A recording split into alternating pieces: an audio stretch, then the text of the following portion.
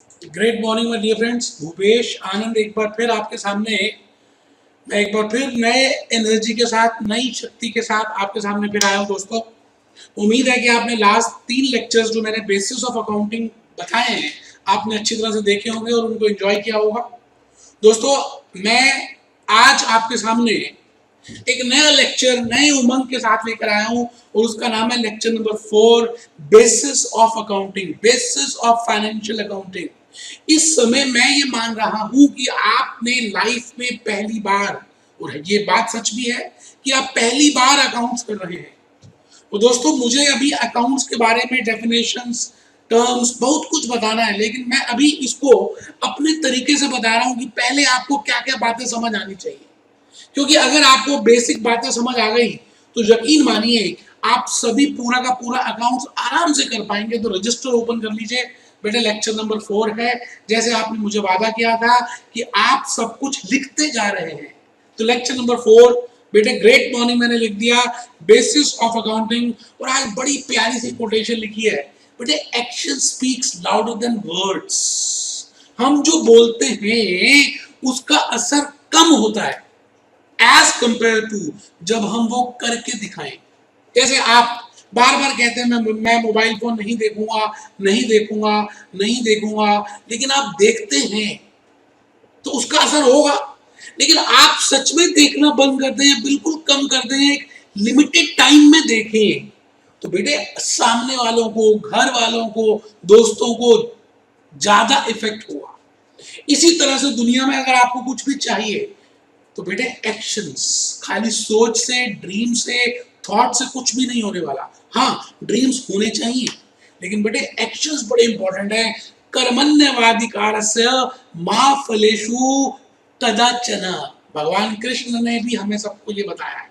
तो इन्हीं बातों के साथ लेक्चर नंबर 4 बेटे, मैं भूपेश आनंद 3 लेक्चर्स ले चुका हूं और बेसिकली लास्ट लेक्चर में मैंने आपको एक अकाउंटिंग इक्वेशन की बात की थी और उस अकाउंटिंग इक्वेशन में मैंने ये बताने की कोशिश की कि भाई एक कैपिटल होती है, एक लायबिलिटीज होती है और एक एसेट्स होते हैं, और capital plus liabilities is equal to assets. इसका मतलब मैंने आपको कुछ बेसिक टर्मिनोलॉजी बतानी स्टार्ट कर दी। बेटे ज्योग्राफी करते हैं तो ज्योग्राफी के अपने टर्म्स हैं।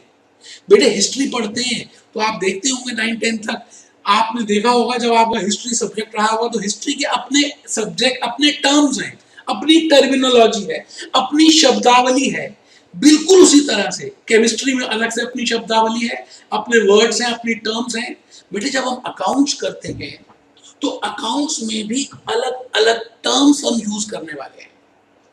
अब बेटे इसमें टर्म्स बहुत सारी है जो मुझे बतानी है, लेकिन मैं अभी चुनिंदा टर्म्स बता रहा हूं जो हमारा काम कर दे। हमें तो अपना काम निकलवाना है बेटा, अकाउंटिंग इक्वेशन का चैप्टर करना है, उसके बाद हम सारी टर्म्स को डिस्कस करेंगे। आप बिल्कुल टेंशन मत लें।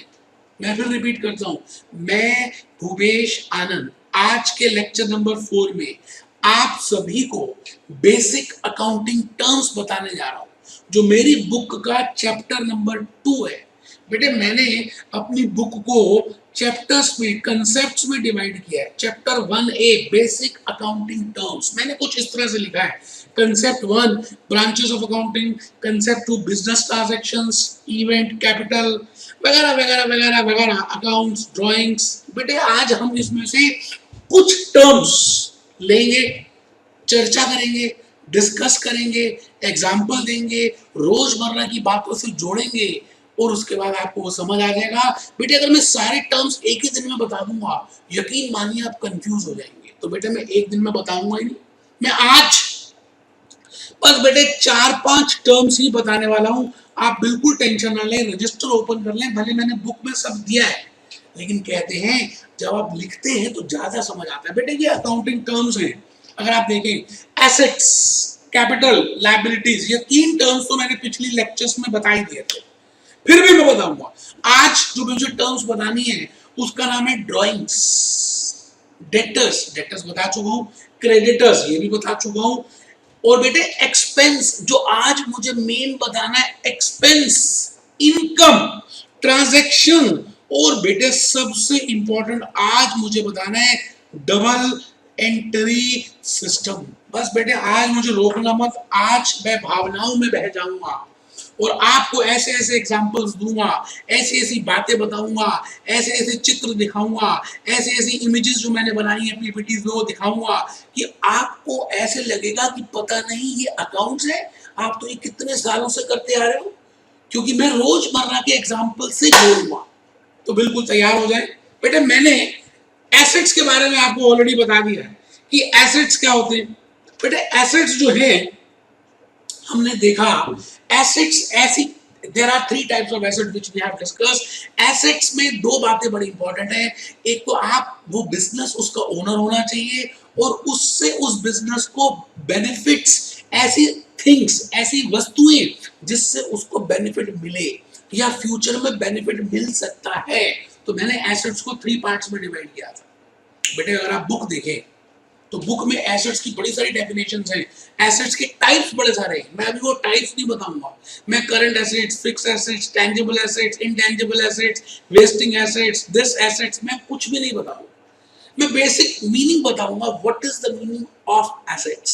सो I will say assets are those things, assets are those benefits which a business entity can avail by owning that, by acquiring that। अगर हम वो चीज एक्वायर कर लें, जैसे मोबाइल फोन मैं एक्वायर कर लूं, मैं खरीद लूं, तो उससे कुछ बेनिफिट्स मिल सकते हैं, इंफॉर्मेशन मिल सकती है, मैं अपने दोस्तों से बात कर सकता हूं, मैं अपने सगे संबंधियों से बात कर सकता हूं। तो बेटे ये बेनिफिट तो मिल रहा है। और मैंने डिवाइड किया था एसेट को तीन पार्ट्स में। एक तो थिंग्स, वस्तुएं, दूसरा डेटर्स जिसको हम सामान उधार में बेच देते हैं, जो फ्यूचर में, भविष्य में हमें पैसे देंगे। और एक था बेटे प्री पेमेंट। याद है? याद है बेटे? बेटे प्लीज एक बार लिख लो, मेरे कहने पे लिख लो एसेट्स। बेटे बेटे मुझे पता है आपको पता है, लेकिन फिर भी लिखो ना बेटे, आई लेक्चर 4 है।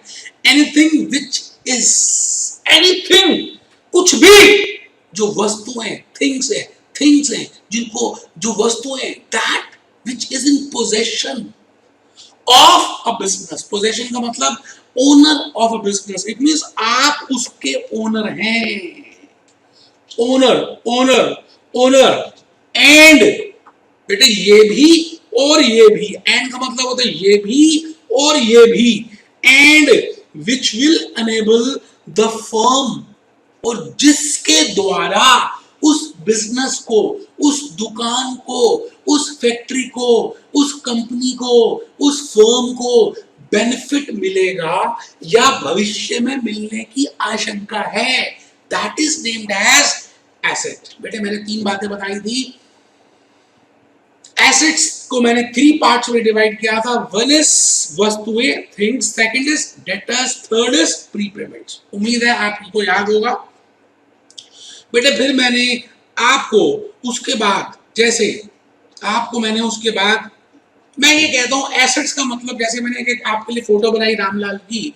बेटे एसेट्स का मतलब होता है अधिकार। आपके पास कुछ वस्तुओं का अधिकार है, ये अधिकार है। जैसे मेरे पास इस पेन का अधिकार है, मैं इसका बेनिफिट अचीव कर सकता हूं, अटेन कर सकता हूं, क्योंकि मैं इसका मालिक हूं। इसी तरह से बिजनेस में जिस जिस वस्तुओं का मालिक होता है, बेटे दुकानदार नहीं, लाला जी नहीं, ना ना बेटे, दुकान जिस जिसका उसके ऊपर हक होता है, मेरा हक, साडा हक, एथे रख, अधिकार। बेटे जैसे यहाँ पे मैंने फोटो, देखो कितनी अच्छी फोटो बनाई। रामलाल के पास मोबाइल फोन है, उसका अपना, उसने खरीदा था। तो बेटे मैं कहूंगा रामलाल के पास मोबाइल फोन यूज करने का हक है।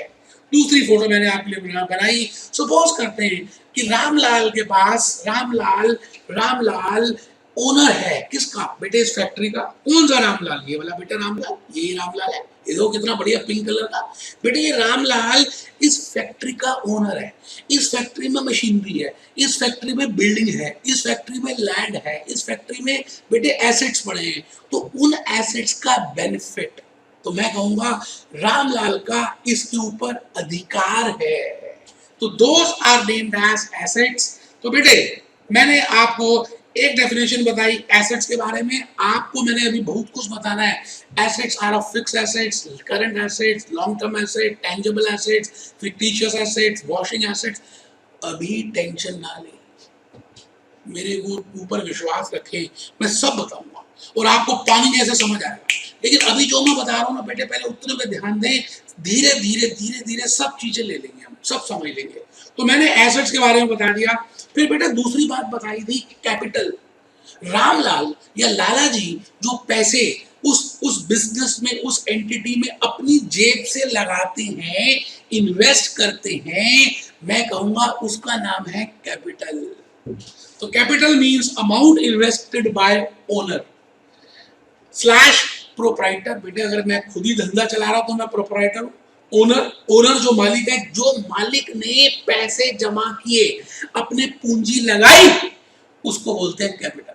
तो बेटे it is named as capital. For example मैंने इसके लिए भी कुछ आपके लिए बनाया है। जैसे ही मैंने कहा ये रामलाल की वाइफ है राम प्यारी, तो कितनी अच्छी मैंने फोटो बनाई है आपके लिए, राम प्यारी। बेटे ये राम प्यारी इस फैक्ट्री में, इस दुकान में, मान लेते हैं राम प्यारी ओनर है। राम प्यारी अपनी जेब से 5 लाख, 10 लाख, 15 लाख इस बिजनेस में लगाती है। तो मैं कहूंगा राम प्यारी अपनी कैपिटल लगा रही है। इसका मतलब इस बिजनेस में कैपिटल लगा रही है। तो capital is the amount which is being invested. अब बेटे इस बिजनेस में चलाने के लिए मान के चलते हैं हमें 15 लाख रुपए की जरूरत है, ऐसे ही करते हैं। 5 तो मेरे को राम प्यारी ने दे दिए, लेकिन बेटे मुझे तो 15 चाहिए। इसका मतलब 10 लाख रुपए जब मैं किसी थर्ड पार्टी से लूंगा, किसी दोस्त से लूंगा, किसी बैंक से लूंगा, किसी मनी लेंडर से लूंगा, किसी बार्कलेस फाइनेंस से लूंगा, जेनपैक से लूंगा, या किसी से भी लूंगा राम प्यारी को छोड़कर, ओनर को छोड़कर, इसका मतलब मुझे कर्ज लूंगा और that money which has to be returned after a particular period of time, that is named as कर्ज, or I can say it as a liability. Outside liabilities, बेटे I have to pay them back. That is named as liability. You are getting my point? तो बेटे आइए हम थोड़ा सा liability के बारे में देखें। ऑलरेडी देख चुके हैं, मुझे पता है आपको पता है, फिर भी आप मेरे कहने पे, मेरे बच्चे हो ना, मेरे मेरे मेरी मेरा मेरे मेरी मेरी लाज रखोगे ना, तो बेटे लिख लो बेटे। The amount which the firm owes, ऐसा अमाउंट जो फर्म ओ करती है टू द आउटसाइडर्स, कर्ज, excepting the amount of owe to the owner. बेटा ओनर को भी पैसे वापस करने पड़ते हैं। मैंने बताया था बिजनेस एंटिटी कंसेप्ट। लाला जी अलग है, लाला जी की दुकान अलग है, तो ये दुकान के लिए लाला जी अलग है। तो दुकान को लाला जी के पैसे भी वापस करने हैं, और इस दुकान को बेटे एचडीएफसी से जो लोन लिया उसके भी पैसे वापस करने हैं। तो जो इस दुकान को एचडीएफसी से लोन लिया उसको तो लायबिलिटीज बोलेंगे, और जो इस दुकान ने लाला जी के पैसे वापस करने हैं, रामलाल के पैसे वापस करने हैं, उसको कैपिटल बोलेंगे। तो बेटे अभी तो लायबिलिटीज कर रहे हैं। The amount which the firm owes to outsiders excepting the amount owed to the owner, the amount which the firm owes to the outsiders। कितनी प्यारी सी बात लिखी है, जो पैसे हमें देने हैं। एक बच्चा कहता है ओड का मतलब नहीं समझ आया, बेटा अभी बताता हूँ। ओड का मतलब है मेरी देनदारी है, मुझे देने हैं, क्योंकि मैंने उधार में लिए थे, उसको बोलते हैं बेटे लायबिलिटीज, उसको बोलते हैं बेटे लायबिलिटीज। तो मैंने 3 बातें आपको समझा दी। जैसे मैंने आपके सामने दोबारा से एक फोटो बनाई राम प्यारी की। मान लेते राम प्यारी इस तरह से दिखती है, और ये उसका बिल्डिंग है, ये उसका एसेट है, ये उसका एक बिजनेस है। इस बिजनेस में जो राम प्यारी ने पैसे इन्वेस्ट किए उसको तो कैपिटल बोलेंगे। और जो पैसे लोगों से लिए, थर्ड पार्टी से लिए, फ्रेंड से लिए, थर्ड पार्टी से लिए, एचडीएफसी से लिए, बेटे उसका नाम है लायबिलिटी। तो बेटे कैपिटल प्लस लायबिलिटी की बात समझ आ गई। It is named as assets. अब बेटे बुक में बड़ा तरह के लिखे हुए लायबिलिटीज किस तरह की होती है मैं सब बताऊंगा, आप टेंशन मत लेना, घबराना मत कि मैं छोड़ता जा रहा हूँ, कुछ भी नहीं छोड़ूंगा, एक्स्ट्रा ही बताऊंगा। लेकिन मैं आपको अभी जो कह रहा हूँ पहले उसको समझ लीजिए। लॉन्ग टर्म शॉर्ट टर्म अभी देख लेंगे। आप बस मेरी बातों को ध्यान से सुने और नेक्स्ट पॉइंट जो मुझे आज बताना है बेटे, हमें अकाउंटिंग इक्वेशन के प्रैक्टिकल क्वेश्चंस करने हैं। अकाउंटिंग इक्वेशन बेटे वो चैप्टर 3 में दिया हुआ है एनसीईआरटी में, अभी देखेंगे। तो मैं उस अकाउंटिंग इक्वेशन के क्वेश्चंस के लिए आपको तैयार कर रहा हूं। अब जो बातें बताने जा रहा हूं कि बेटे मैंने लास्ट क्लास में तो नहीं बताई, तो कमर सीधी करके बैठे, झुक के नहीं बैठना, आपकी लाइफ एनर्जी चलेगी नहीं इतनी बढ़िया। झुक के नहीं बैठना, लेट के नहीं पढ़ना बेटे, बिल्कुल स्ट्रेट जैसे मैं सामने खड़ा हूं, बिल्कुल बेटे उसी तरह से मेरे बच्चे आ जाओ, देखते हैं, लिखते हैं। एक नई चीज बेटे, आज मैंने 3-4 टर्म्स और बतानी है, नई नई टर्म्स है। जैसे ड्राइंग्स बताऊंगा, कैपिटल का ऑपोजिट है ड्राइंग्स। जैसे विपरीत अर्थ आप करते थे, सुबह शाम, दिन रात, ऐसे करते थे ना। तो बेटे कैपिटल का मतलब है जब राम प्यारी ने अपने पैसे इंट्रोड्यूस किए, इन्वेस्ट किए, पूंजी लगाई, बट कुछ दिनों के बाद राम प्यारी को ऐसा लगा कि उसको कुछ पैसों की जरूरत है अपने पर्सनल यूज के लिए, घर के खर्चों को चलाने के लिए। ऐसा राम प्यारी को लगा, तो राम प्यारी ने अगर कुछ पैसे बिजनेस से विड्रॉ कर लिए, ले लिए, निकाल लिए, या कुछ सामान ले लिया, मान लेते हैं आटे की दुकान है, अब घर में भी आटा चाहिए, तो बेटा राम प्यारी अलग है और दुकान अलग है। तो राम प्यारी अगर आटा दुकान से घर ले जाती है अपने पर्सनल यूज के लिए, या राम प्यारी ने गल्ले में से, गल्ला समझते हैं बेटे, जो कैश काउंटर होता है उसको गल्ला बोलते हैं। बनिया सुबह उसकी अगरबत्ती करता है बेटा, सुबह सुबह भगवान, आज सुबह सुबह उसको लक्ष्मी जी की पूजा करता है कि सारा दिन लक्ष्मी जी आई। तो अगर राम प्यारी ने आटा घर में ले लिया तो वो उसकी ड्राइंग्स है। अगर राम प्यारी ने गले में से 5,000 रुपए ले लिए अपने घर के खर्चों के लिए, अपने पर्सनल यूज के लिए, विड्रॉ कर लिए, निकाल लिए, तो मैं कहूंगा उसका नाम है ड्राइंग्स। तो बेटा कैपिटल इंट्रोड्यूस का ऑपोजिट है ड्राइंग्स। तो प्लीज लिखें एनी कैश, लिखना बेटे, लिखना, खाली सुनना नहीं मेरे बच्चे, नहीं सुनना मेरे बेटे। एनी कैश और वैल्यू, एनी कैश या तो रोकड़ा, या तो रोकड़ा, और वैल्यू, और वैल्यू ऑफ गुड्स, या तो कैश या goods withdrawn by the Ram प्यारी फॉर पर्सनल यूज, बेटे अपने पर्सनल यूज के लिए, that is named as drawings. देखिए मैंने कितना प्यारा सा बनाया, राम लाल बना दिया, चलिए उसको हस्बैंड बना दिया। अब बिजनेस से ये कुछ विड्रॉ कर रहा है, बिजनेस से कुछ विड्रॉ कर रहा है, क्या? कैश, रोकड़ा, रोकड़ा या सामान, goods. If the owner is withdrawing either cash or goods from the business for its personal use, then I will say it is named as drawings. It is not capital. When I say capital, capital is something which is being introduced by the owner in the business. Drawing is something which is being withdrawn by from the business. So that is named as drawings. So please note down, my dear friends. It is very important to write down, because when you write down, most of the things will be better clear to you. You know.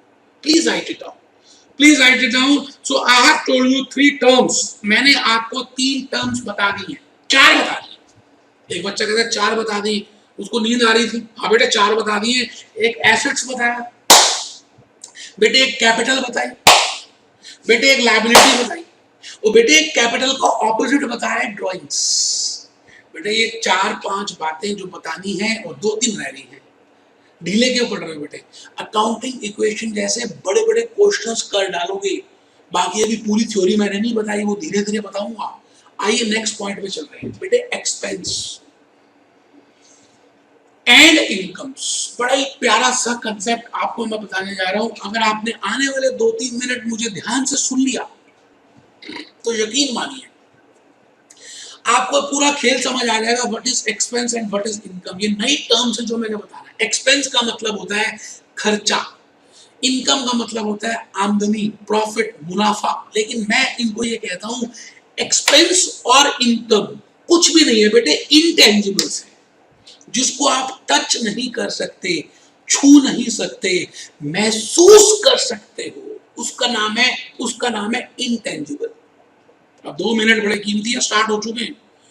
मैं फिर repeat करता हूं, मैं इस समय भूपेश आनंद आपको expense और income के बारे में बताने जा रहा हूं। मैंने कहा एक्सपेंस और इनकम दोनों के दोनों इंटेंजिबल है। एक बच्चा कहता है इंटेंजिबल, मैंने कहा हाँ, जैसे मैं हवा को टच नहीं कर सकता, महसूस कर सकता हूं। बिजली के पॉइंट में अंदर डालू उंगली तो बेटे बिजली को टच तो नहीं कर सकता, महसूस कर सकता हूं उस करंट को, उसका नाम है इंटेंजिबल। एक्सपेंस और इनकम आर इंटेंजिबल। एक बच्चा कहता समझ नहीं आया, बताऊंगा बेटे, आप ध्यान से सुनो। एक्सपेंस और इनकम, हम जनरली मैं एक्सपेंस की बात करूं पहले, तो बेटे आप कुछ सर्विसेज लेते हो और उस सर्विसेज के बदले में जो पे करते हो उसका नाम हम डाल देते हैं एक्सपेंस। मैं रिपीट करता हूं, एक्सपेंस उस बला का नाम है जो आप खर्च करते हो। क्यों? जो आप पेमेंट करते हो, क्यों? क्योंकि आपने कुछ सर्विसेज ली हैं, बाहर वालों से सर्विसेज ली हैं, उन सर्विसेज के अगेंस्ट में जो भी कुछ पे करते हो उसका नाम है एक्सपेंस। एक बच्चा कहता सर थोड़ा एग्जांपल देके बताओ। बिल्कुल बताऊंगा बेटा, जैसे आप आज यहाँ बैठे हैं मेरी क्लास में, आप मेरे सामने बैठे हैं, आप फिजिकल क्लास अटेंड कर रहे हैं और आपको मालूम है कि आपको आज जल्दी घर पहुंचना है क्योंकि कहीं मम्मी ने कहा है शादी में जाना आज। बेटा तो जल्दी जल्दी नए कपड़े पहनिए, तो आपको घर जल्दी पहुंचना है, लेकिन क्लास भी अटेंड करनी थी, तो आप क्लास अटेंड तो कर रहे हैं लेकिन आपका ध्यान है कि मैं कब जाऊंगा कब जाऊंगा कब जाऊंगा, और जल्दी पहुंचना है। और बेटे यहाँ से मेट्रो स्टेशन थोड़ा सा दूर है और आप पैदल तो जाते, रोज तो पैदल ही जाते थे ना बेटे। आज क्योंकि जल्दी पहुंचना है तो आज आपने बैटरी रिक्शा, बेटा आजकल तो बैटरी रिक्शा स्टार्ट हो गए, आपने इस हमारे कोचिंग सेंटर के बाहर से बैटरी रिक्शा पकड़ा और सीधा गए कि क्या भैया पटेल नगर चलोगे, क्या पटेल नगर चलोगे, पटेल नगर मेट्रो स्टेशन चलोगे। तो बेटे उस बैटरी रिक्शा में आप बैठे और आप इस कोचिंग सेंटर से उस Patel Nagar metro station gate number 3 में पहुंच गए। आपने उसको 10 रुपए दिए, सुनना ध्यान से, आपने उसको 10 रुपए दिए। क्यों दिए? क्योंकि आपने उसकी सर्विसेज अवेल की। आपने उस ऑटो रिक्शा का शीशा थोड़ी उतार लिया, आपने उस ऑटो रिक्शा की सीट थोड़ी उतार ली, आपने उस ऑटो रिक्शा का कुछ और सामान लगा था वो थोड़ी उतार के ले गए। नहीं बेटे, आपने उसकी सर्विसेज अवेल की। तो आपने जो 10 रुपए दिए वो उसकी सर्विसेज के लिए दिए क्योंकि आपने उनको एंजॉय किया। अब बेटे इसका नाम अगर हम ध्यान से देखें तो आप डालेंगे कन्वेंस एक्सपेंसेस। बिजनेस की बात करें या बिजनेस की टर्मिनोलॉजी में कहें तो ये एक्सपेंस है, इसका नाम है कन्वेंस एक्सपेंस। मेरी बात आप समझ रहे हैं? एक्चुअली में गया कैश ही है, हम उसका नाम दे देते हैं बेटे, क्योंकि कुछ भी खर्चा बेनामी तो नहीं होना चाहिए, कुछ नाम होना चाहिए, तो हम उसको एक नाम से डिनोमिनेट कर देंगे, उसका नाम है बिजनेस, उसका नाम है कन्वेंस एक्सपेंस। एक बच्चा कहता है सर एक तो एग्जांपल और दो, पूरा समझ नहीं आया। बेटे क्यों नहीं आया? मैं बिल्कुल समझाऊंगा, मैं 10 एग्जांपल दूंगा। बेटे आप सुनने वाले तो बनो, कमर तो सीधी करके बैठो, लिख तो रहे नहीं हो, लिखो पहले एक्सपेंसेस एंड इनकम्स, बिल्कुल इसी तरह से लिखो जैसे मैंने लिखवाया। Both are intangible in nature. बेटे एक में पैसे जाते हैं, दूसरे में पैसे आते हैं। अभी देखेंगे, पैसे जाते हैं, पैसे आते हैं, पैसे जाते हैं, पैसे आते हैं। अगर जाते हैं तो हम उसको कहेंगे हमारे एक्सपेंस है। जैसे आप यहाँ पर बैठे हो, मेरे वीडियो लेक्चर्स देख रहे हो या मेरी फिजिकल क्लास कर रहे हो, तो आप मुझे फीस पे करोगे। आप आते हो, मेरी सर्विसेज अचीव करते हो, मेरी सर्विसेज लेते हो, मेरे से गूगल ड्राइव लिंक लिया आपने, पेन ड्राइव लिया, फेस टू फेस की क्लास की। बेटे कुछ मेरे को थोड़ी ले जाते हो आप, या यहाँ की कुर्सी थोड़ी उठा कर ले जाओगे। बेटे आपने यहाँ पर मेरे से सर्विसेज अवेल की, तो आप के लिए ये हो गया फीस पेड। दिया कैश ही है, दिया कैश ही है, लेकिन आपके लिए हो गया फीस पेड। और दूर क्यों जाते हो? बेटे आप मुझे एक चीज बताओ, आप एक बिल्डिंग खरीदते हो, आपके पापा एक बिल्डिंग परचेज करते हैं प्रॉपर्टी डीलर के थ्रू, और वो प्रॉपर्टी डीलर को आपके पापा कमीशन कुछ कैश पे करते हैं। बेटे कैश पे करते हैं, कैश पे करते हैं, तो बेटे उसको हम कहते हैं कमीशन पेड।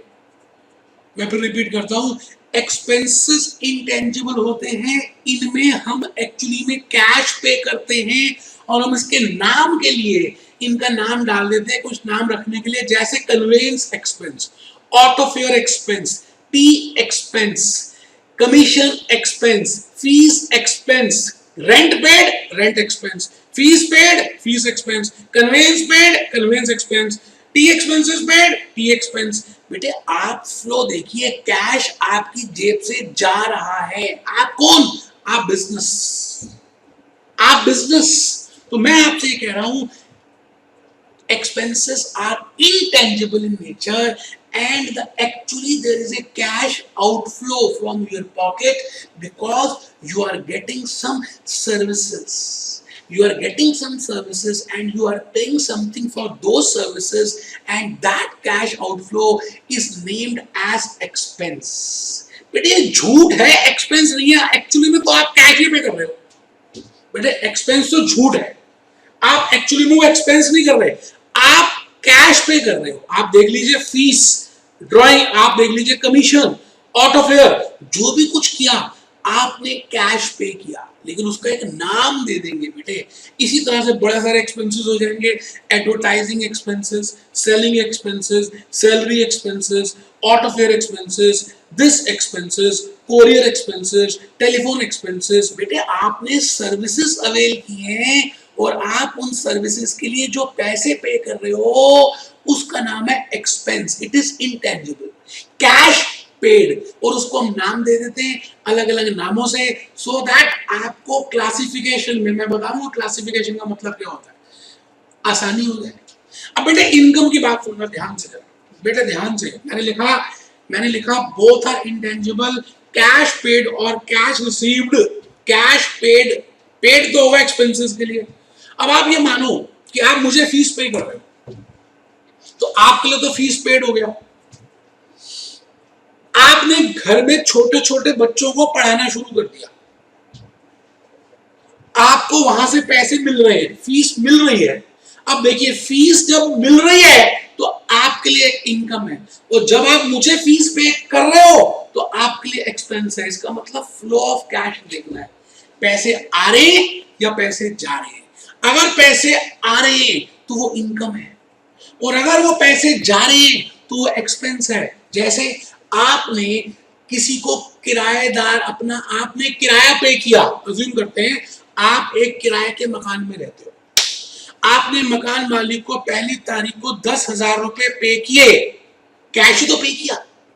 अब हम उसका नाम दे देते ना, rent paid is equal to rent expense. और आपने, आपका एक छोटा सा घर और भी है जो गांव में, आपने वो किराए में दिया हुआ है, तो आप वहां से किराया ले रहे हो, किराया मिल रहा है, वो आपके पैसे आ रहे हैं, कैश रिसीव्ड। तो बेटे मैं उसको कहूंगा कि उसका नाम है rent received, rent income. Fees paid, fees expense, fees received, fees income. आप मेरी बात को समझ पा रहे हैं ना बेटे, समझ पा रहे हैं? तो मैंने कहा एक्सपेंस और इनकम और कुछ भी नहीं, कैश का जाना और कैश का आना, कैश का जाना और कैश का आना। अगर ये जाता है तो ये मेरा एक्सपेंस है, क्योंकि मैंने सर्विसेज ली है, और इन सर्विसेज के ऊपर जो मैंने पेमेंट की है उसका नाम है एक्सपेंस। और कैश का आना, क्योंकि मैंने सर्विसेज दी है, मैंने अपना घर किराए में दिया है, तो बेटे उसको बोलते हैं इनकम। तो लिखो बेटे, एक बार लिख लो, both are intangible in nature, cash paid और cash received for availing services. बेटे एक्सपेंस के लिए हम लिखेंगे फॉर अवेलिंग सर्विसेज, और इनकम के लिए लिखेंगे फॉर गिविंग सर्विसेज। एक बच्चा लिख नहीं रहा बेटे, ये मैंने अपने बुक में चैप्टर 2 में इसको अच्छी तरह से डिफाइन भी किया, लिखवा दिया, टाइप करवा दिया, लेकिन मेरा मन है कि आप लिखो, क्योंकि ये बातें शायद बुक में नहीं मिलेंगी। बेटे ये मेरे मन की बातें हैं, लिखो मेरे बेटे। Are named as income respectively. तो मैंने आपको ये बताने की कोशिश की इस एक्सपेंस और इनकम को समझाने के लिए कि बेटे एक्सपेंस इंटेंजिबल है, इनकम इंटेंजिबल है, दोनों चीजें हम सर्विसेज को अवेल करने के लिए या सर्विसेज देने के लिए करते हैं। कैश पे करते तो एक्सपेंस है, उसी का नाम दे देंगे जिस पर्पस के लिए दिया। Rent paid, conveyance paid, fare paid, advertisement paid, बेटे ये सारे कैश जा रहा है, हमने किस पर्पस के लिए लिया दिया उसका नाम डाल देंगे, तो ये एक्सपेंस है। अगर मेरे को कैश आया तो बेटे ये मेरी इनकम है। अब आपके बुक्स में मैंने खुद अपने चैप्टर्स में लिखा है बेटे expenses are of different types, revenue expense, capital expense, deferred revenue expense, direct expense, indirect expense. मैं अभी कुछ भी नहीं बता रहा बेटे, आप कंफ्यूज हो जाओगे। बेटे आप अभी मत समझो, अभी खाली इतना समझ लो कि एक्सपेंस का मतलब क्या है और इनकम का मतलब क्या है, बाकी दिया गल्ला छड़ो, दिल साफ होना चाहिए। बेटे ये 5-6 बातें अगर आपने ध्यान से समझ ली ना तो मैं अकाउंटिंग इक्वेशन के 30-40 क्वेश्चंस करा डालूंगा और आप खुद करेंगे। 2 टर्म्स रह गई है जो मुझे समझानी है। आइए 2 टर्म्स रह गई है जो मुझे समझानी है। एक्सपेंसेस जैसे मैंने बताया अलग अलग तरह के होते हैं, अभी हम डिस्कस नहीं कर रहे। Direct, indirect, manufacturing, selling, revenue, capital, deficit, etcetera etcetera etcetera etcetera etcetera. अब बेटा ये जो लास्ट की 2 टर्म्स रह गई है ना ये बड़ी कीमती है, आप समझ लीजिए। बस प्रैक्टिकल यही से स्टार्ट हो रहा है। मुझे एक बात बतानी है, ट्रांजैक्शन का मतलब क्या है, और एक बताना है डबल एंट्री क्या होती है। बस बेटे ट्रांजैक्शन और डबल एंट्री आप इसको ध्यान से समझ लें, क्योंकि मैं रोजमर्रा के एग्जाम्पल देके समझाऊंगा। ट्रांजैक्शन लिख लें, चलिए पहले तो लिख लें, फिर आप बाद में लिखते नहीं है। ट्रांजैक्शन कहें या बिजनेस ट्रांजैक्शन कहें, बात एक ही है, लेन देन। ट्रांजैक्शन, ट्रांजैक्शन इवेंट, अभी देखते हैं क्या मतलब है। It is an economic activity of a business, it is an economic activity of a business, क्योंकि हम सब कुछ बिजनेस के लिए कर रहे हैं। बेटे अब अकाउंटेंट किसके हैं, लाला जी के नहीं, दुकान के। हम बेटे चौकीदार हैं, चौकीदार। हमें ना तो पैसे लेने हैं ना देने हैं, हम बस ध्यान से देखेंगे कि इस बिजनेस से पैसे जा रहे हैं या इस बिजनेस में पैसे आ रहे हैं। बेटे हम चौकीदार हैं। एज ए अकाउंटेंट अगर पैसे जा रहे हैं या पैसे आ रहे हैं या मेरे किसी चीज में चेंज हो गया, मेरी फाइनेंशियल पोजीशन में कुछ बदलाव हुआ इस घटना से, घटना इवेंट, कुछ भी घटना घटित हुई और उस घटना की वजह से मेरी जेब के जो पैसे थे वो हिल गए, मतलब मेरा एसेट हिल गया, मेरी लायबिलिटी हिल गई या मेरी कैपिटल हिल गई, तो बेटे मैं कहूंगा that is a transaction. It means लेन देन, जहां पर लेन देन हो रहा है बेटे मुझे उसी की एंट्री, मुझे उसी को रिकॉर्ड करना है।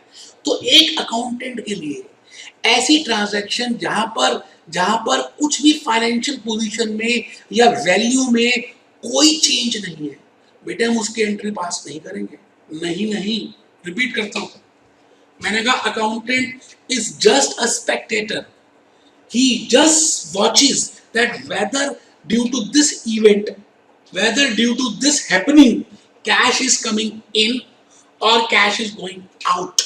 If cash is coming in or going out, len den, if there is lena or dena, then only we will say it is a transaction.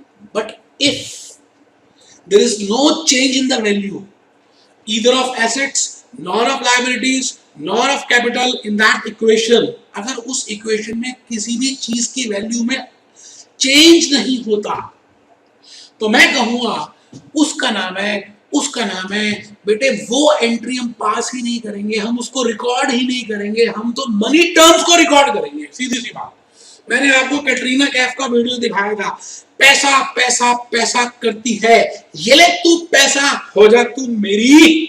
बेटे पैसा, बेटे एज ए अकाउंटेंट अगर किसी घटना से, अगर किसी ट्रांजैक्शन से मेरी वैल्यू में बदलाव आ रहा है, मेरी फाइनेंशियल पोजीशन में चेंज आ रहा है, मेरे एसेट्स में चेंज आ रहा है, मेरी लायबिलिटीज में चेंज आ रहा है, मेरी कैपिटल में चेंज आ रहा है, तो बेटे उसका नाम है ट्रांजैक्शन। क्योंकि ये बिजनेस कर रहा है इसलिए इसको बोलते हैं बिजनेस ट्रांजैक्शन।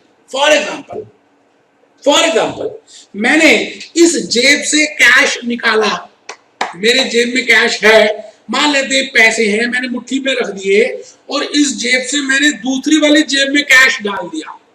मैं रिपीट करता हूं, इससे निकाला मुट्ठी में है, इससे मैंने पेंट की जेब में पैसे डाल दिए, तो क्या मेरी कोई वैल्यू में, फाइनेंशियल पोजीशन में चेंज आया? नहीं आया, तो इसको रिकॉर्ड नहीं करेंगे। या मैंने इस अब पेंट की जेब से पैसे बाहर निकाले मुट्ठी में, मैंने सामने वाले लॉकर में रख दिए, लॉकर के अंदर डाल दिए, तो क्या इसमें कोई मेरी फाइनेंशियल पोजीशन चेंज हुई? बिल्कुल भी नहीं हुई। तो क्या इसकी रिकॉर्ड करेंगे? नहीं करेंगे, ये ट्रांजैक्शन ही नहीं है। बेटे ट्रांजैक्शन किसका नाम है? जिस इवेंट की वजह से आपके कैश पोजीशन, आपकी फाइनेंशियल पोजीशन में चेंज आ जाए। अच्छा चलो एक एग्जांपल और देता हूं, आपकी पॉकेट से मैंने कैश निकाला और अपनी पॉकेट में रख लिया, आपकी पॉकेट से निकाला और अपनी पॉकेट में रख दिया, तो क्या इससे मेरी फाइनेंशियल पोजीशन चेंज हुई? बिल्कुल हुई। तो इसको हम रिकॉर्ड भी करेंगे और इसका नाम है बिजनेस ट्रांजैक्शन। जैसे मैंने यहां से फर्नीचर, आप कुर्सियों में बैठे, मैंने यहां से फर्नीचर उठाकर रिसेप्शन में रख दिया, बेटे फर्नीचर यहां से उठा के वहां रख दिया, कोई फाइनेंशियल पोजीशन थोड़ी चेंज हुई, तो इसका रिकॉर्ड नहीं करेंगे। बट मैंने अपना फर्नीचर आपको कहा आप अपने घर ले जाओ, तो बेटे इससे मेरी फाइनेंशियल पोजीशन में चेंज आया, इसको रिकॉर्ड करेंगे, इसको हम बोलेंगे इट इज अ ट्रांजैक्शन। मेरी बात आप समझ पा रहे हैं? तो पहले लिखें, और भी एग्जांपल दूंगा। It is an economic activity of a business that changes financial position, that changes financial position. बेटे बुक में बहुत प्यारा लिखा है, लेकिन ये लिखो, आप जब लिखोगे ना तो ज्यादा समझ आएगा। It changes financial position. Financial position हम तीन चीजों देख सकते हैं कि बदली या नहीं। Capital, accounting equation, capital plus liability is equal to assets, capital plus liability is equal to assets, capital plus liability is equal to assets. या तो चेंज किसी में भी आया हो तो मैं कहूंगा मेरी फाइनेंशियल पोजीशन में चेंज आया है, इसलिए वो ट्रांजैक्शन है, इसलिए मैं उसको रिकॉर्ड करूंगा एज ए अकाउंटेंट। तो बेटे आज की लेक्चर का लास्ट पॉइंट, लास्ट टर्म बताने जा रहा हूं जो सबसे प्रीशियस है। मान लेते हैं अभी तक आपने ध्यान से मेरी बात को नहीं सुना, तो दोस्तों आने वाले 3 मिनट इतने कीमती है कि मैं क्या बताऊं। बेटे हम एक साइंटिफिक मेथड फॉलो करने वाले हैं। बेटे पूरे अकाउंट्स में जैसे गाना गाने के लिए आपको सारे गामा पता होना चाहिए ना बेटे। बेटे इंग्लिश का ऐसे लिखना काउ के ऊपर, तो आपको वर्ड्स पता होने चाहिए। बेटे इसी तरह से अकाउंट्स में डबल एंट्री का पता होना बहुत जरूरी है, जबकि हम आने वाले चैप्टर्स में भी इसके ऊपर डिस्कस करेंगे। लेकिन मैं आज भूपेश आनंद आज के लेक्चर नंबर 4 में आपको डबल एंट्री के बारे में कुछ बताऊंगा कि हम एक साइंटिफिक मेथड फॉलो करते हैं। तो बेटे इस दुनिया में मेथड फॉलो होता है, इस मेथड के थ्रू हम इस इक्वेशन में, जैसे मैंने अभी इक्वेशन बताई, capital plus liabilities is equal to assets, capital plus liabilities is equal to asset. बेटे हम एक साइंटिफिक मेथड फॉलो करते हैं और उस साइंटिफिक मेथड में हम कम से कम 2 बार उस ट्रांजैक्शन को लिखते हैं।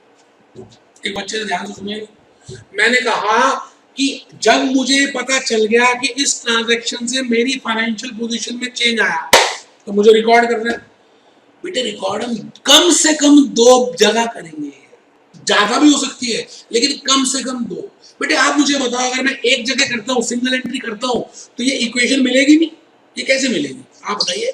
कम से कम मुझे 2 बार इस ट्रांजैक्शन को लिखना पड़ेगा, या तो एलएचएस में एक बार लिखना पड़ेगा और एक बार आरएचएस में, या दोनों बार एलएचएस में एक बार प्लस करूंगा एक बार माइनस करूंगा, या दोनों बार एसेट्स में एक बार प्लस करूंगा एक बार माइनस करूंगा, लेकिन कम से कम मुझे 2 बार उस एंट्री को लिखना पड़ेगा। उसका नाम है डबल एंट्री।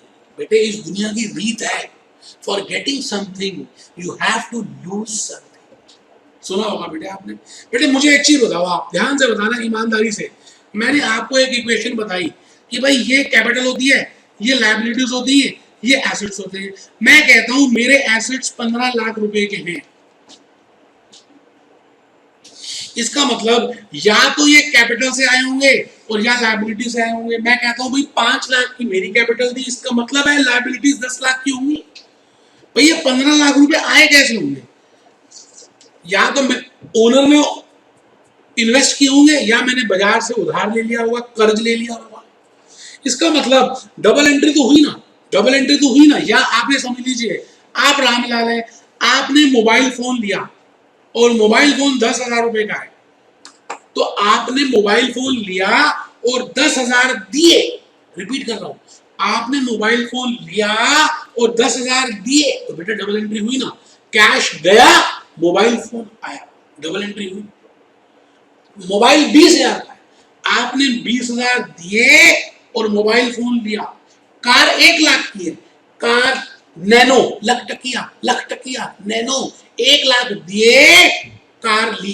बेटे लेन देन डबल एंट्री का मतलब ही यही है, एक तरफ से लेते हो दूसरी तरफ से देते हो। बेटे ऐसा समझ लीजिए कि जब हम डबल एंट्री की बात कर रहे हैं, double means as a name indicates, double means as a name indicates, बेटे हम किसी भी ट्रांजैक्शन को 2 बार एंटर करेंगे।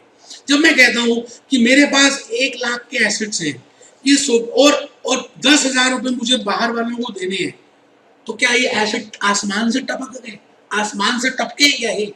इसका मतलब 90,000 रुपए के एसेट्स मैंने कैपिटल से लिए होंगे और 10,000 रुपए के एसेट्स मैंने उधार के पैसों से लिए होंगे। आसमान से तो टपक नहीं सकते, सीधी सी बात है। तो मैं आपसे कहना क्या चाह रहा हूं कि डबल एंट्री का मतलब अभी ये समझ लीजिए कि किसी भी ट्रांजैक्शन को, ट्रांजैक्शन का मतलब किसी भी घटना से अगर फाइनेंशियल पोजीशन में बदलाव आया है तो वो ट्रांजैक्शन होगी। उस ट्रांजैक्शन को रिकॉर्ड करना होगा और उस रिकॉर्ड करने के लिए हम कम से कम 2 बार एंट्री करेंगे, एक तो लेफ्ट हैंड साइड में और एक राइट हैंड साइड में। कम से कम, मैंने कहा कम से कम, कम से कम 2 बार एलएचएस में भी कर सकते हैं या 2 बार आरएचएस में भी कर सकते हैं। एक बार एलएचएस में, एक बार आरएचएस में, या 2 बार आरएचएस में कर सकते हैं। कम से कम 2 बार करनी पड़ेगी बेटा, तभी तो इक्वेशन टैली होगी। आप बताओ इक्वेशन का मतलब क्या होता है मैथमेटिक्स में? कि this side is equal to this side. अगर मैं एक ही साइड में एंट्री कर दूंगा तो बेटा ये बराबर ही नहीं आएगी इसके। इसका मतलब डबल एंट्री का मतलब आप यहां तक आज की क्लास में ये समझ लें कि मैं किसी भी ट्रांजैक्शन को 2 बार रिकॉर्ड करूंगा, उसका नाम है डबल एंट्री। तो मैंने आज के लेक्चर में, क्योंकि बेटा नेक्स्ट लेक्चर से हम अकाउंटिंग इक्वेशन के प्रैक्टिकल स्टार्ट कर देंगे, नो डाउट बड़ी सारी टर्म्स हैं जो मुझे बतानी है, जो मैंने नहीं बताई, जान के नहीं बताई, क्योंकि आपको सब कुछ अभी बता दूंगा तो आप कंफ्यूज हो जाएंगे। मैंने खाली चुनिंदा आपको 6-7 आइटम्स बताई हैं, 6 और 7 आइटम्स बताई हैं।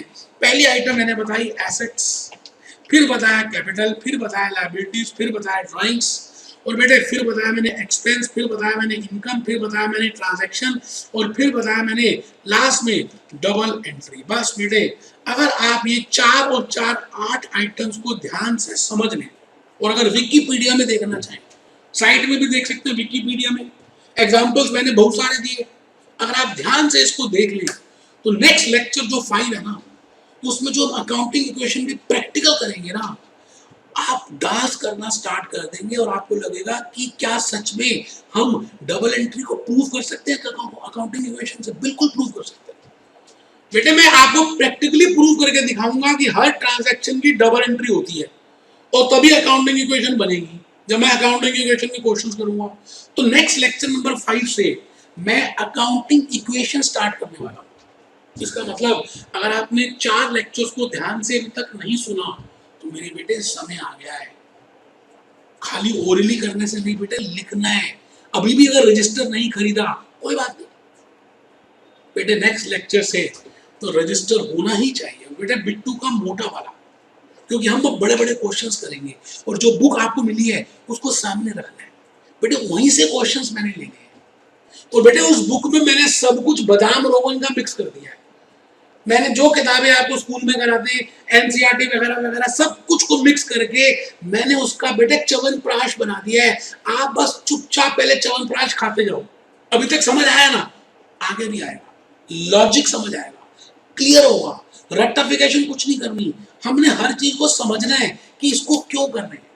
आइए आइए आज हम सब लेक्चर 4 में एक कसम खाएं कि हम लेक्चर 5 में आने से पहले रजिस्टर ले लेंगे, चारों लेक्चर्स रिवाइज कर लेंगे, अकाउंटिंग इक्वेशन के क्वेश्चंस करने के लिए सजग हो जाएंगे। Be happy, be jolly, be cheerful, be happy, be jolly, be cheerful, be happy, be jolly, be cheerful।